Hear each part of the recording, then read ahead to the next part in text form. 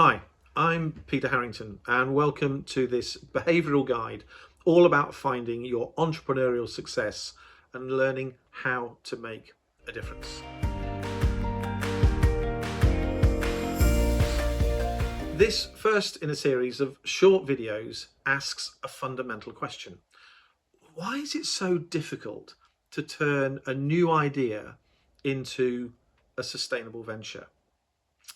Well, after 4 decades working as an entrepreneur since graduation back in 1989, I've learned that the key problem, or what I think is probably the most common problem, is all to do with flawed assumptions. And what I mean by that is that we don't know what we don't know when we're starting a new venture. There are so many things we have no idea about, and yet the thing you have to do as a startup is you have to make decisions.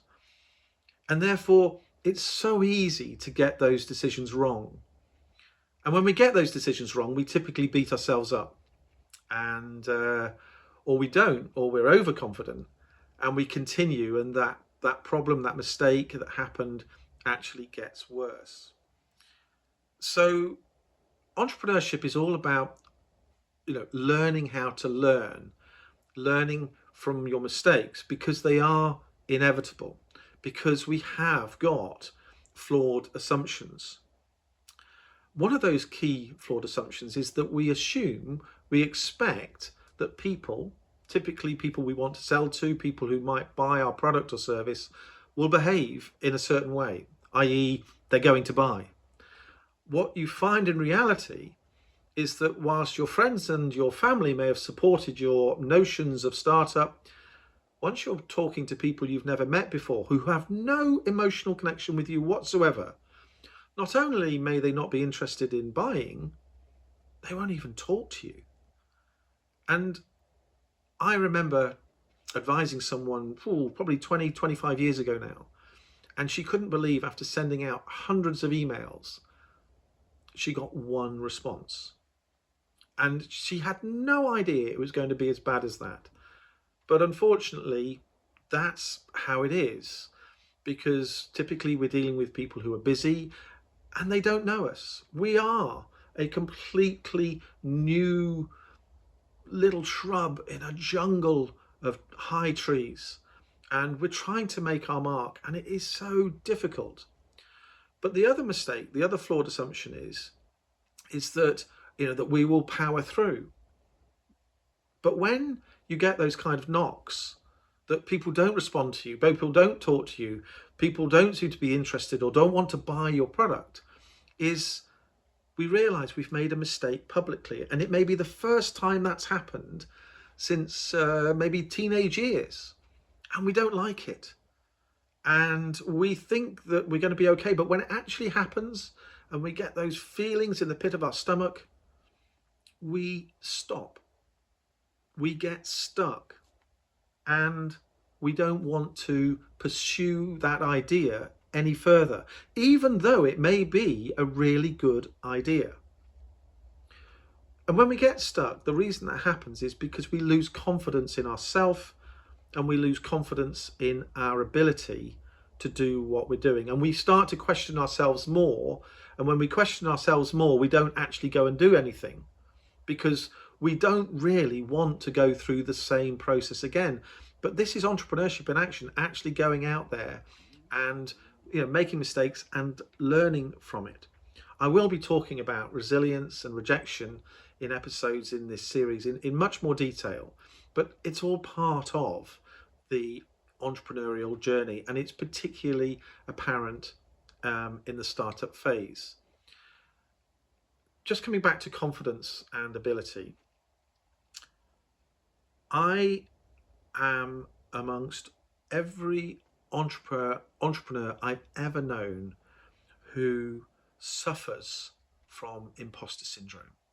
So if you feel like you don't belong, and this is imposter syndrome, you feel you don't belong, you don't deserve to be an entrepreneur, just stay a while, because we all suffer from it.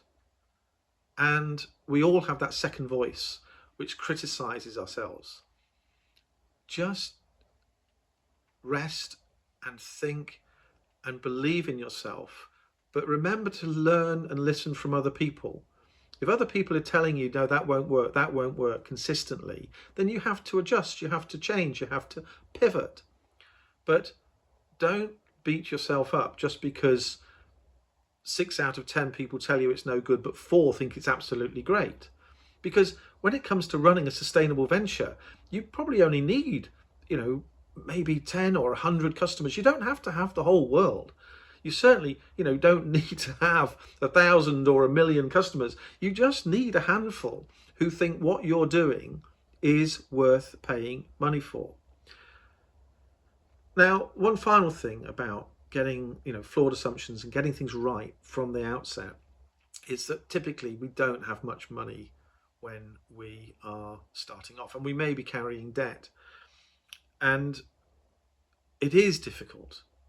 It is difficult when you don't have that resource, and especially when you've made a mistake and you've decided to spend some money and you thought you were actually going to make progress, get some customers, win some business, or whatever it is, and you find that actually that was a complete mistake. Great, you've learned something. Don't beat yourself up about it. Obviously, don't do it again if it's not worked, but you now know something you didn't know before. The one thing that you do possess, the one thing that every entrepreneur when they start out possesses in spades, is time. You have huge amounts of time now to actually go out and do things and learn.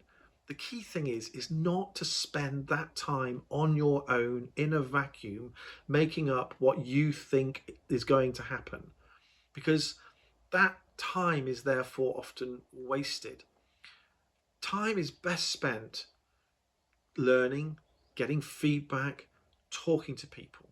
And when you do that, you will be making progress. Those flawed assumptions will turn into golden knowledge. And when you've got that knowledge, you will make better decisions and you will become unstuck, or you will continue along your trail of wherever you're going. But it's all about making informed decisions and learning as you go and not beating yourself up. And if that's the mindset you carry, then you have got a far better chance of success than if you don't talk to people and if you just think it's too difficult for me because the feedback you've received is hurts you too much. I will be talking about mindset an awful lot more actually in the next episode, and I'll be considering in much more detail exactly how to think and take, so you can take things forward with confidence. The rest of this series, once we've covered mindset, is going to look at identity and looking at the value of knowing your purpose and why that gives you rocket fuel with your idea. We're then going to be looking at rejection and being resilient, which I mentioned earlier. And also we move on to building trust and understanding why trust is at the heart of long-term relationships, which are so important in business. Communication, making sales, influencing and persuading people are all part of this series. And ultimately, we move on to working with people, working with teams, and working with mentors, people who can give us guidance. Because the thing about any entrepreneurial journey is it's just a learning journey. And having someone at your side, like a mentor, can be extremely helpful. Anyway, that's for the series to come. I hope you've enjoyed this first episode. We look forward now to going on to mindset, looking at it in more detail, and hopefully see you